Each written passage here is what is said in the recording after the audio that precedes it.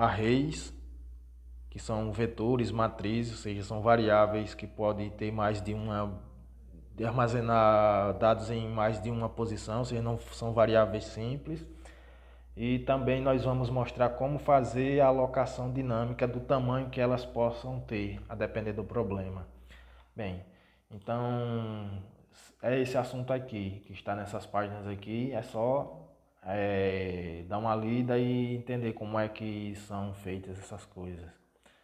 E a parte de alocação é nessa página aqui. Então vamos explicar detalhadamente como se faz. Então, para exemplificar esse tipo de situação, nós vamos partir da aula 5, que é um exemplo interessante para fazer isso. Então vamos chamar aqui de aula 7. Vamos aproveitar uma parte do código que já está feito lá, chamar de aula 7. Vamos remover isso. Vamos renomear aqui para a aula 7. Na aula 5, quem não assistiu ainda é só ir lá no vídeo da aula 5 que está explicado detalhadamente como foi feito cada coisa cada parte desse pequeno programa aqui. Vamos chamar aqui de aula 7. Obviamente tem que alterar aqui também. Aqui também. Pronto. Então aqui foi utilizada uma variável simples, ela não era vetor, uma variável do tipo vetor. E agora nós vamos utilizar do tipo vetor. Então nós vamos fazer uma pequena alteração no programa que terá que fazer o seguinte: essa variável aqui, que era uma variável simples, agora nós teremos que declarar ela do tipo vetor. E se declara uma variável em Fortran 90 do tipo vetor fazendo o seguinte: coloca o nome, o tamanho que ela vai ter, de tamanho da string, né? Que é o tamanho desses caracteres aqui. Então, acredita aqui que é 9, né? Então, vamos colocar 10, só para cobrir todos mesmo. Pode colocar 9, só não pode botar menos que 9, senão alguma das letras não aparecerá, porque o tamanho é insuficiente. Aí, para declarar uma variável do tipo vetor, você tem que colocar aqui depois vírgula, coloca o nome da dimensão, aí abre um parêntese e você especifica o tamanho. Aí qual é o tamanho que você vai precisar? Pronto, nosso objetivo é armazenar a quantidade de nomes em uma única variável. Então nós temos aqui 16 linhas, excluindo o cabeçalho, dá 15. Então o tamanho vai de 1 a 15, pronto. E bota dois pontos e o nome, que vamos deixar o mesmo nome, coluna 1. Ótimo, pronto. E agora essa variável aqui, ela não pode ser declarada desse jeito, ela tem que ser transformada em um vetor. Então nós faremos a mesma coisa, coloca dimensão de 1 a 15 também, tem que ser o mesmo, né? Que são pares, para cada nome tem um número, então tem a mesma dimensão. E coluna 2, pronto. Aí acontece que ele vai abrir o arquivo, vai pular o cabeçalho, assim que abrir o arquivo vai pular o cabeçalho através desse comando aqui, dessa linha. Aqui eu não posso mais fazer a leitura dessa forma, porque nós temos agora um vetor. Então aqui tem que ser o vetor na posição 1 e aqui também na posição 1. O que acontece aqui deixa eu só explicar, a coluna 1 é uma variável do tipo um vetor, em que na posição 1 ele vai ser armazenado esse nome, Pedro. Na coluna 2, perdão, na posição 2, ele vai armazenar o nome Angélica, certo? Na posição 3, ele vai armazenar o nome Carlos, ou perdão, Samantha, certo? E assim por diante.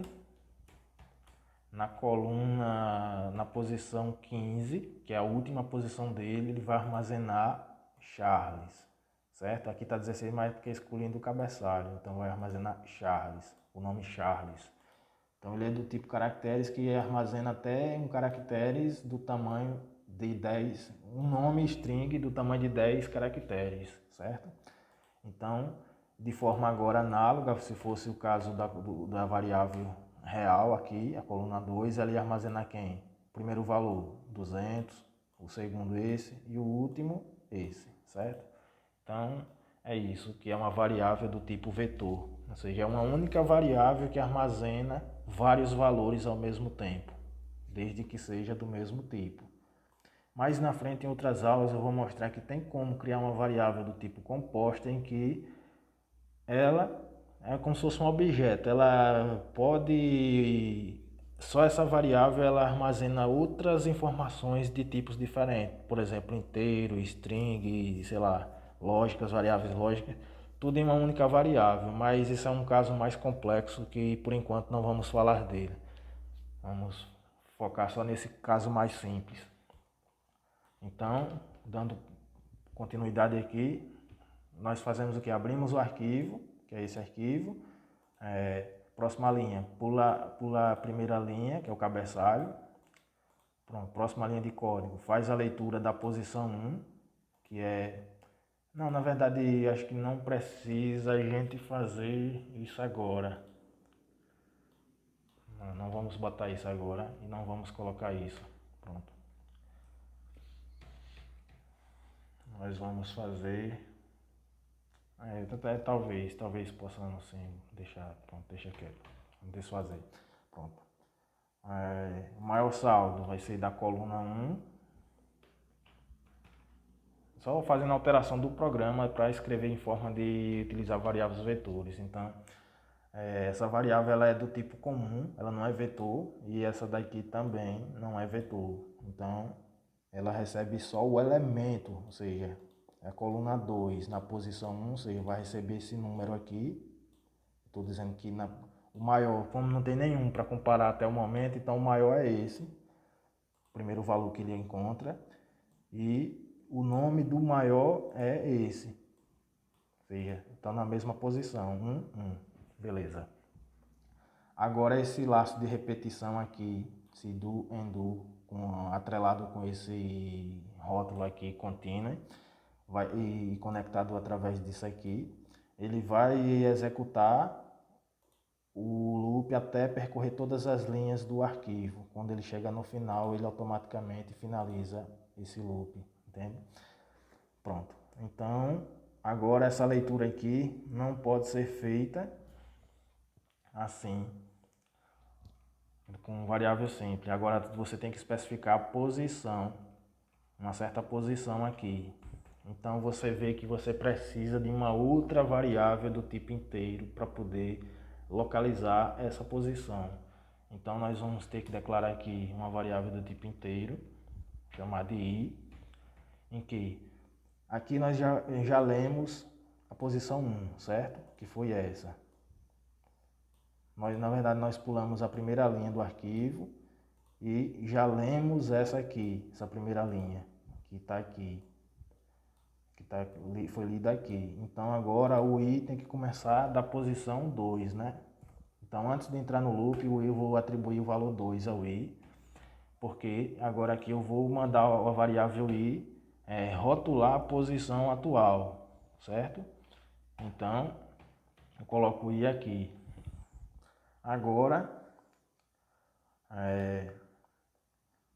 eu tenho que fazer esse i ser alterado também, que é para ele contar qual a posição que está. Então eu coloco aqui, deixa eu remover essa linha aqui, pronto. E coloca assim, i vai ser atualizado, recebe i mais 1, ou seja, porque ele vai ficar executando isso aqui até o arquivo terminar, entende? E eu preciso de uma variável para contar a posição que está, para poder mapear e saber qual é a posição da variável do tipo vetor. Então, eu preciso rotular através desse índice i. E ele está sendo contado, então aqui ele é 2, aí ele vai pegar e ler essa próxima linha aqui, Angélica, seja i igual a 2. Ótimo. Pronto. Vamos ignorar isso aqui por enquanto. Vamos ignorar isso. Aí o i passa para 3. aí ele está preso aí no laço de repetição, ele vai para esse próximo aqui, que é posição i igual a 3. Quando a posição for igual a 3, aí ele vai fazer as leituras, pronto. E quando for na última, i igual a 15, ele vai fazer isso aí. Logo você percebe que no último passo ele se está contando um a mais. E na verdade esse i aqui é o número de passos, né? Então nós podemos checar fazendo o seguinte: vamos ignorar isso e vamos mandar ele imprimir o valor de i no final de tudo. E você vai ver que ele provavelmente está contando um a mais. Vamos ver. Acredito que o programa não tem erro aqui, mas vamos compilar para saber se é mesmo. Certo?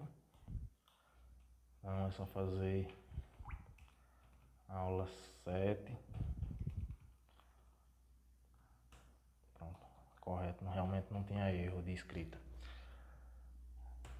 Pronto, tá vendo? Ele está dizendo que o i é 16. Por quê? Porque nós contamos a partir de 2 e no último passo eu incrementei, mas ele já tinha finalizado o arquivo, saiu contando um a mais. Então é interessante a gente definir aqui uma variável chamada n nomes. Número de nomes. Vou botar maiúsculo aqui. N nomes. Em que esse n nomes, o objetivo dela é guardar o total de nomes que tem disponível aqui para ler, excluindo o cabeçalho. Eu não estou contando com isso. Então eu posso dizer assim: n nomes igual a i-1, certo? N nomes igual a i-1. Pronto. Agora eu mando imprimir n nomes. Aí obviamente ele vai ser 15, né? N nomes. Pronto. Tá vendo? Então, aqui nós vemos que ele fez a leitura e guardou nas variáveis. Então, uma forma para ver se foi feito isso mesmo, nós podemos fazer o quê? Nós podemos aqui abaixo criar uma estrutura do tipo de repetição assim, ó. Do and do, e coloca aqui um contador. Podemos utilizar o próprio i, porque nós já salvamos o último i aqui. Então nós podemos já apagar os valores que tem nele, para não ter que criar uma nova variável. Podemos reutilizar uma variável que já foi declarada. Então nós podemos botar aqui que vai de 1 até quanto? Até n nomes, que é 15, né? No caso n nomes aí é 15, ele vai contar automaticamente com base na quantidade de nomes que tem aqui. Se você adicionar mais um, ele vai automaticamente detectar isso e já atualiza sozinho. Então é melhor fazer assim. Pronto. Então agora você pode fazer o que? Como você já leu os dados do arquivo e inseriu na variável vetor, então você pode copiar isso aqui e colocar aqui na frente. Ou seja, vamos ver se realmente ele fez a leitura correta. Ou seja, aqui agora eu estou fazendo o quê? Pegando os dados que estão nas variáveis que vieram a partir do arquivo e vamos imprimir na tela para ver se realmente ele está correto. Obviamente ele não vai botar cabeçalho, né? Porque nós estamos lendo só daqui para cá. Aqui é posição 1, posição 2, posição 3 e até posição 15. Então é para ele mostrar na tela isso aqui, senão alguma leitura foi feita errada. Então vamos ver. Compila. Olha lá, primeiro tem que ser Pedro. E o último Rayane, e o último Charles. E esse N nomes apareceu porque nós já tínhamos mandado ele escrever antes desse bloco aqui. Então tudo certo. Então aqui uma forma de mostrar que realmente fez a leitura correta e assim se usa vetores. Então até aqui nós conseguimos mostrar como se declara uma variável do tipo vetores com tamanho fixo, certo? E pronto. Então é uma forma interessante de se fazer cálculos, de fazer programas utilizando um vetor. Se usa demais isso.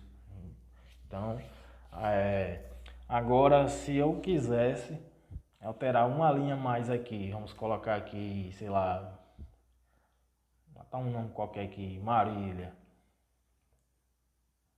Não sei se já tem esse nome aí. Não, não tem. Então vamos botar Marília. Vamos botar assim 2020. 2020, pronto. Aqui o programa já vai ter erro, porque nós só deixamos 15 posições e se contarmos aqui nós temos 17, excluindo o cabeçalho temos 16. Então ele não dá suporte à quantidade de posições e isso logo vai dar erro. Não adianta nem executar porque vai dar erro. Então nós, tá vendo? O seu programa será quebrado. Então, qual é uma outra forma eficiente de fazer essa detecção de tamanho de posições que eu vou precisar? Porque em determinadas situações você pode estar criando um programa que esses dados serão rodados vindo de outro programa que, a depender das condições, não vai ter um número fixo de posições e você não sabe, na verdade, quantas você vai precisar. Você declarar aqui, você poderia botar aqui 1 milhão. Pronto, aí cobriria todas as possibilidades que você ia precisar, provavelmente. Mas isso não é eficiente, isso pode consumir bastante memória sem necessidade. Então é interessante você fazer uma alocação dinâmica dessas posições, que está explicado aqui nessa aula, nessa parte 2, que é o que nós vamos mostrar. Então é só dar uma lida e vou mostrar um exemplo básico, que a partir dele já é um pontapé inicial para você entender uma situação mais complexa. Então vamos lá. Como que se faz isso? Primeiro eu tenho que saber quantas linhas o arquivo tem para poder alocar o número de posições igual ao número de linhas que o arquivo tem, excluindo o cabeçalho. Então são 16 aqui, né? São 16. Então, como é que eu faço para eu detectar o número de linhas que esse arquivo tem? Para poder eu identificar, para poder eu declarar aqui. Então nós vamos fazer o programa seguinte. Vamos desfazer tudo isso aqui e refazer do zero de novo. Pronto, vamos fazer assim, só para não complicar as coisas. Qualquer coisa é só voltar o vídeo para comparar. Vamos deixar essa aqui por enquanto e deixar essa aqui por enquanto. E essa daqui nós vamos fazer assim, ó.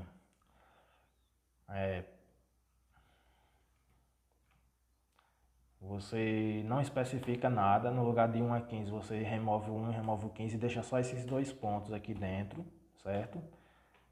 E antes você coloca ou depois, sei lá, você coloca assim o nome. Você bota vírgula e coloca esse nome assim, allocatable. Acho que é assim que pronuncia. Pronto. Isso significa que ele vai ser alocado e você não precisa informar. Você tem que botar vazio aqui. Eu acho que também ele aceita você fazer assim. Não sei, mas vamos usar. Depois você procura saber se é mesmo. Você pode declarar assim. Ou então depois a gente testa se der tempo. Pronto, mas assim está correto. O mesmo você faz aqui. Você não especifica e você coloca assim, allocatable,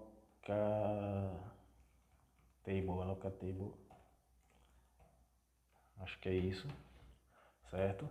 E agora você precisa criar uma estrutura para poder detectar o número de linhas que isso aqui tem, ou seja, não N nomes. Ou seja, eu quero saber que é N nomes para poder alocar igual a N nomes. Então você precisa, vamos supor que esse N nomes, eu já sei aqui que é 16, né? Então, vou atribuir o valor 16 a ele. Vamos fazer ele detectar automaticamente, mas para um caso mais básico, vamos atribuir o valor e fazer assim. Como é que eu aloco então o tamanho desse vetor aqui? Nós fazemos assim, allocate, usa essa função aqui, allocate, aí vou abrir um parêntese, dentro você coloca o vetor que você quer alocar e especifica o seguinte, você coloca 1 que você quer que ele seja alocado da posição 1 até a posição 16, esse é o objetivo, né? Então, você coloca N nomes aqui, que é o total de nomes que você quer. Aí no final você tem que desalocar ele, fazendo assim, ó. Coluna 1, pronto. Para desalocar, você bota só o nome dele, não precisa especificar posições mais. Você simplesmente informa o nome, pronto. Isso aí é no final de tudo. Aí o que você precisar escrever, utilizar ele é entre essas coisas aí, pronto. Logo, você também tem outro vetor parecido, você vai ter que fazer o mesmo com o outro. Então, você faz assim, coluna 2, também vai de 1 até N nomes, porque são pares que tem a mesma quantidade, né? São pares aqui, para cada nome você tem um número correspondente, então obviamente eles estão conectados com essa mesma quantidade, N nomes. E no final você pode fazer assim, faltando alguma coisa, assim, coluna 2.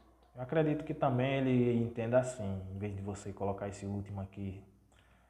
Acredito que assim também funcione, mas o tanto faz. Vamos colocar separado, só por gosto mesmo. Fica a seu gosto aí. Pronto. Então agora nós precisamos fazer o seguinte. Inserir os nomes. Já agora pronto. Agora nós já temos a quantidade de nomes que ele comporta, que o vetor comporta, e a quantidade de números que o vetor comporta, coluna 2 comporta. Então, agora como é que nós inserimos nele? Nós podemos criar uma estrutura de repetição, já que nós sabemos até quantas posições temos, nós podemos fazer assim, de 1 até N nomes, que é o total, né, de nomes, certo? E agora nós podemos utilizar o read. Nós temos que primeiro abrir o arquivo, né? Nós temos que abrir o arquivo com o comando open. Dar um nome aqui, um rótulo, unit1, file, igual a file, file, igual a o nome do arquivo é quem? Entrada.txt. Nós queremos abrir esse arquivo aqui, ou seja, esse arquivo aqui que está no diretório, certo? Ele tem que existir com os nomes e os valores de saldo. Pronto. Então vai ser entrada.txt. Aí no final a gente fecha eles, assim que fizer a leitura dele. Não precisar mais dele, a gente fecha. Então, vamos fazer assim. Certo? Vamos botar juntinho, que é para dar a entender que é um bloco que executa esse tipo de coisa que queremos. E agora aqui nós colocamos o rótulo do arquivo, ou seja, esse número aqui é o que vem para aqui. E vamos colocar uma formatação livre. Aí coloca uma estrela. Mais na frente eu vou explicar como é que funciona essas formatações, que é esse campo correspondente aqui. Por enquanto não vou falar disso, para não ficar muito grande. Fica para as próximas aulas. Aí agora nós colocaremos o que? O coluna 1, que é a primeira coluna, que é o de caracteres, que ele está aqui, do tipo caracteres, na posição I. I começa de 1, termina em 16, certo? Só que nós temos que excluir o cabeçalho. Logo, nós temos que botar um read aqui. Perdão, deixa eu terminar isso aqui para não... Pronto, assim. E agora nós temos que colocar um read para pular o cabeçalho.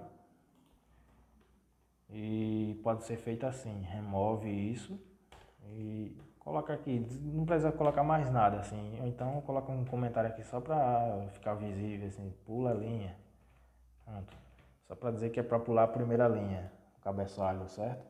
Aí ele começa a contar daqui, de 1 até 16, certo? Aí como ele já deu um read aqui, ele pula esse cabeçalho e posiciona aqui, e a partir daqui que ele entende que é o 1. E assim ele vai fazer a leitura. E para você saber se ele fez a leitura mesmo, você pode botar um print aqui, para ele mostrar as variáveis, por exemplo, na tela. Ele vai pegar do arquivo e agora, através dessa outra linha, imprime na tela, ou seja, já aproveitando o próprio laço de repetição, Assim que ele lê, passa para a tela, pronto, só para ver se realmente capturou certo do arquivo. E assim que lê todo o arquivo através dessa repetição aqui, desse bloco de repetição da linha 17 até a linha 20, aí pronto, nós não vamos precisar mais do arquivo porque nós já coletamos os dados e eles estão salvos nessas variáveis do tipo vetor. E no final o programa termina, nós podemos desalocar os vetores, porque nós não vamos precisar mais dele, pronto. Aqui finaliza o programa. Se nós não colocarmos isso aqui, não tem problema, porque nesse caso o programa já termina aqui. Mas sempre que alocar alguma coisa e no final não precisar mais, desaloque, para evitar problemas mais na frente, para programas maiores, sei lá. Então vamos compilar para ver se está ok. Essas alterações que fizemos agora. Parece que não teve erros. Pronto. Então nós vemos que temos aqui Pedro, Marília, escrevi Marília errado. Vamos corrigir logo. Pronto. Mas só foi erro de digitação, não tem problema. Então o programa está correto, ou seja, já fez isso. Mas aí você diz, mas você que está dizendo que tem 16 nomes. E por que você não faz para ele detectar automaticamente? Se eu botar agora mais outro, não vai dar erro? Sim, vai dar erro. Por exemplo, aqui, sei lá, botar Antônio. Antônio perdeu tudo, ficou só com 50. Aí pronto, pode deixar assim. Salva. Agora nós temos 17 nomes, né? Então se aqui tem só 16, isso daria erros. Então como é que nós podemos fazer para poder ele saber que é 17 o número de posições que ele vai alocar? Pronto. Nós podemos fazer assim, por exemplo. Nós colocaremos comentário aqui e vamos fazer assim. A gente vai abrir o arquivo. Aqui logo no início a gente abre o arquivo e a gente fecha o arquivo, certo? E entre esse abrir e fechar a gente vai fazer o que? Vai colocar um laço de repetição, aquele bloco chamado do undo infinito, né? Colocar assim, como nós não utilizamos 1111 contínuo, esse 1111, como eu já expliquei em aulas anteriores, é só questão de gosto. Eu poderia botar um número assim, ou assim, sei lá. Você que escolhe um número. Eu gosto de colocar números diferentes dos que eu já uso para rótulos, outros rótulos, entende? Então é por isso que eu boto aqui 1111, que é um número que provavelmente eu não vou usar em arquivo, nada. Então eu já sei do que se trata, para não ficar confuso assim, quando um programa estiver muito grande, separado em vários arquivos, quando se usa funções, subrrotinas, aí pode ficar meio confuso. Aí sempre use um número assim que você já sabe mais ou menos para onde ir. Pronto. E aqui é o seguinte, você abre o arquivo aqui e fecha ele aqui. Fecha aqui, abre aqui, fecha aqui. E entre esse abrir e fechar você coloca esse looping para poder ele ler o arquivo automaticamente, detectar o tamanho de linhas que tem. Então aqui você vai colocar o arquivo 1. E aqui você coloca formato livre, coloca end contínuo. Entendeu? Eu botei só isso aqui por conta de eu vou utilizar aqui, esse mesmo rótulo. Esse bloco aqui faz o quê? Vai percorrer o arquivo, vai abrir o arquivo e vai percorrer, contar, vai dar um read em todas as linhas dele. Primeiro read aqui, segundo aqui, terceiro aqui e assim vai. Então, meu objetivo em fazer isso é só para contar o número de linhas que ele tem e excluir o total do cabeçalho. Assim eu vou saber quantas posições eu preciso alocar. Ou seja, deve ter outras formas de já saber, utilizando, por exemplo, linguagem Shell dentro do Fortran e já saber o número de linhas do arquivo. E já coletar de forma bem mais simples. Mas eu estou fazendo dessa forma, que é uma das formas de fazer. Não quer dizer que é a mais eficiente, mas é uma das que pode ser feita e realmente ele faz.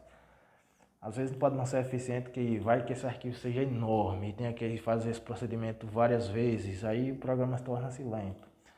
Mas para esse exemplo simples, essa é uma forma de contar automaticamente. Porque o objetivo não é nem fazer isso, era simplesmente mostrar como se faz uma alocação dinâmica nas posições.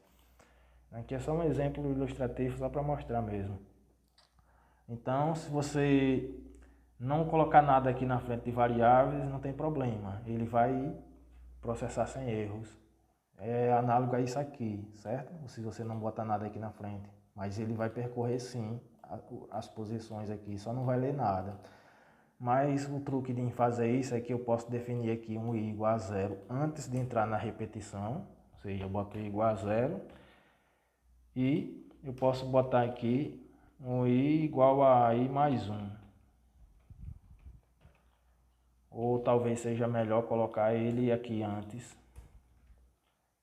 E pronto. Aí no final eu posso colocar para ele imprimir, assim que sair daí, imprimir o valor de i. Vamos ver se esse valor é igual ao número do arquivo, certo? Número de linhas do arquivo. Então nós podemos utilizar também um comando que eu não expliquei, que é chamado stop. Esse comando stop serve para quê? Serve para que eu esteja fazendo um programa, por exemplo, e eu quero finalizar ele quando chegar aqui. Ou seja, tudo que você implementou, mesmo estando certo, ele não executa mais daqui para baixo. Ele vem processa quando chegar aqui, finaliza. É muito útil, na maioria das vezes, para você fazer... testar partes pequenas quando você está implementando para ver se aquilo que você implementou está certo. É o que eu vou fazer agora, né? Aí eu boto um stop para poder eu não processar mais essa parte de baixo, só para testar se ele está contando certo aqui. Pronto. Então vamos lá. 19. Vamos verificar se faz sentido. Tá contando um a mais. Na verdade nós queríamos que ele contasse um a menos. Ok, então vamos botar embaixo mesmo.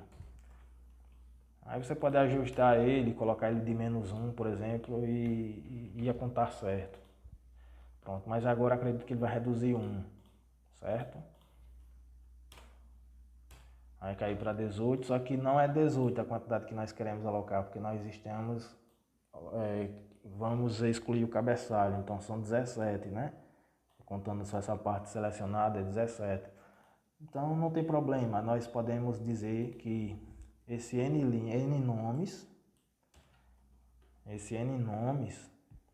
vai receber i-1. Se é 18 quando ele está aqui, então eu digo que é i-1. Pronto. Então agora nós podemos botar n nomes, mostrar n nomes. Botar assim. N nomes é n nomes. Pronto. Ou seja, ele vai mostrar o valor dessa variável aqui. Assim pronto. Então, vamos compilar. Pronto, então nós obtivemos o n nome automaticamente. Por que é interessante fazer assim? Porque se você adicionar mais outro aqui, sei lá, diga aí, Yara, eu chutei o nome aqui, 1800, digamos. Tá só valores redondos aí, vou botar qualquer coisa, sei lá, pronto. Então valor assim. Agora nós temos 18 nomes. Vamos ver se ele... Não compilei mais o programa, vou só executar. Vamos ver se ele identifica se N nomes agora passou a ser mais um. Ele tem que dar 18, vamos ver.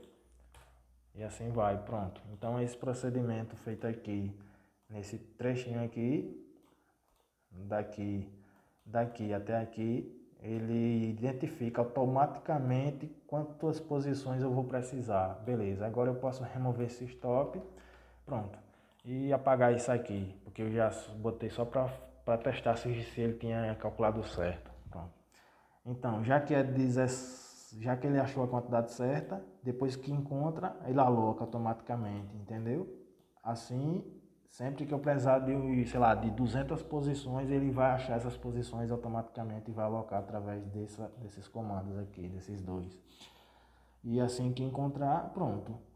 Abro o arquivo de novo para poder fazer a leitura, certo? Eu poderia fazer já aqui essa leitura, mas como eu não sabia quantas posições eu ia precisar e eu estou lendo para um vetor, aí fica complicado. Então é melhor fazer isso aqui antes. Enfim, uma forma. Beleza. E agora, pronto.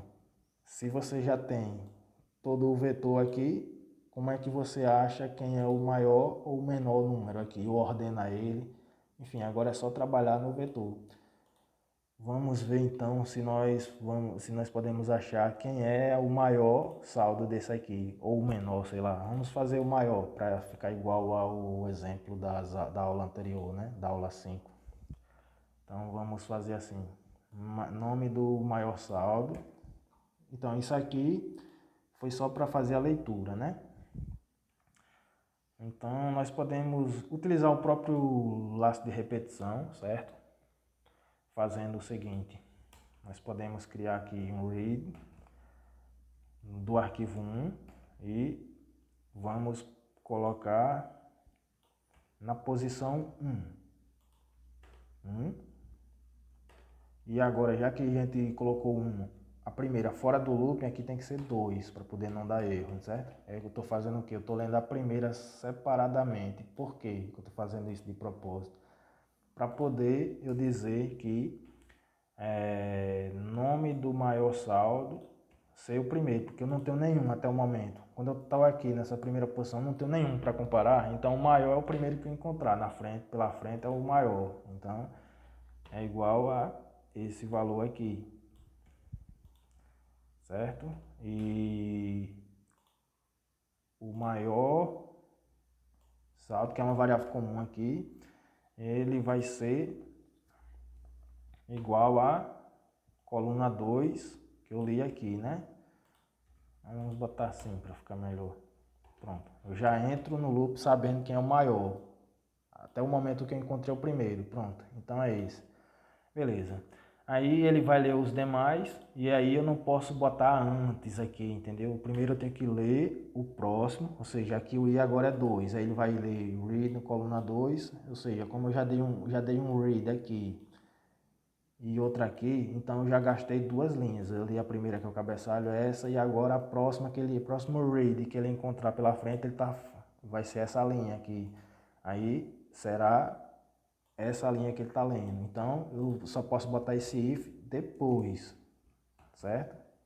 Para testar se o valor atual é maior do que o que eu já tenho armazenado. Se for, eu substituo. Se não for, continua sem substituir. Então não posso pegar e botar ele aqui, por exemplo. Aqui aí dá erro. Aí vai cometer algum erro. Não pode. Primeiro eu tenho que ler o valor para depois eu comparar e ver se a condição será satisfeita. Então qual a condição que será satisfeita? Se o valor da coluna 2 aqui, ou seja, se esse valor aqui de Angélica, esse valor for maior do que esse, eu substituo essa condição. Então, se coluna 2 for maior que maior saldo, se ele for maior do que o maior saldo, então eu encontrei um novo saldo maior. Então eu tenho que substituir o valor que estava, porque eu encontrei um maior do que ele, né? Então vai ficar igual ao valor aqui. Pronto. É essa a ideia.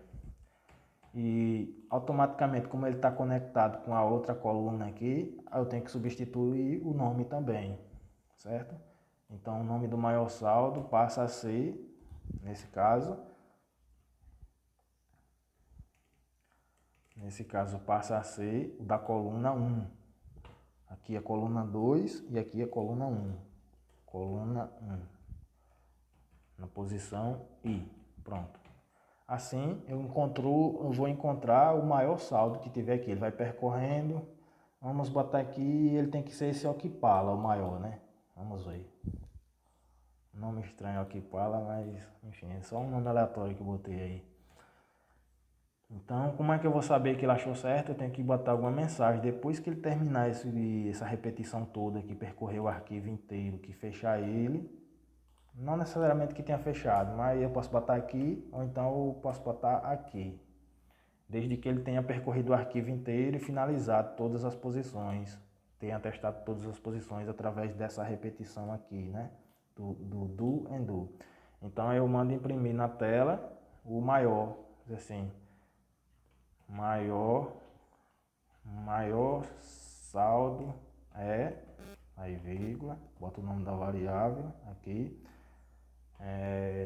maior saldo, pronto.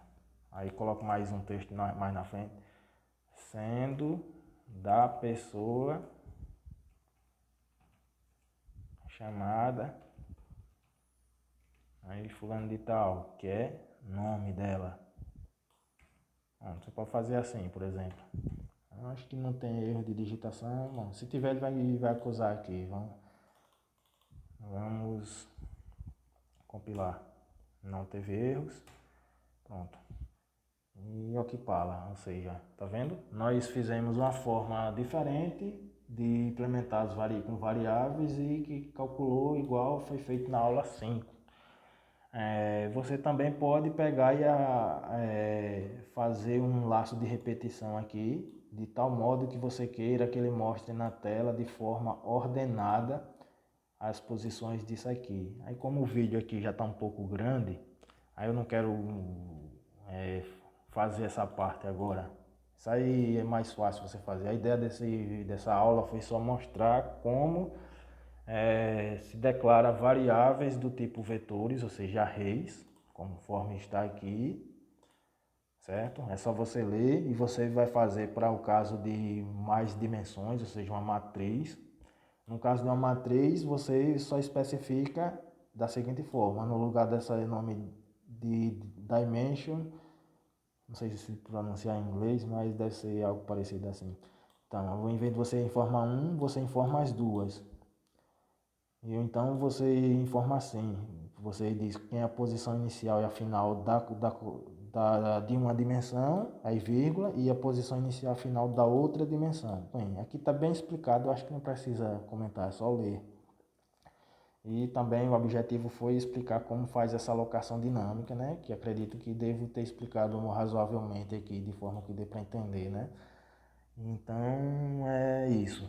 É isso o objetivo dessa aula. Então vamos agora para a aula 7, aula 8, né? Aula 8. Então até a próxima aula, aula 8. Valeu.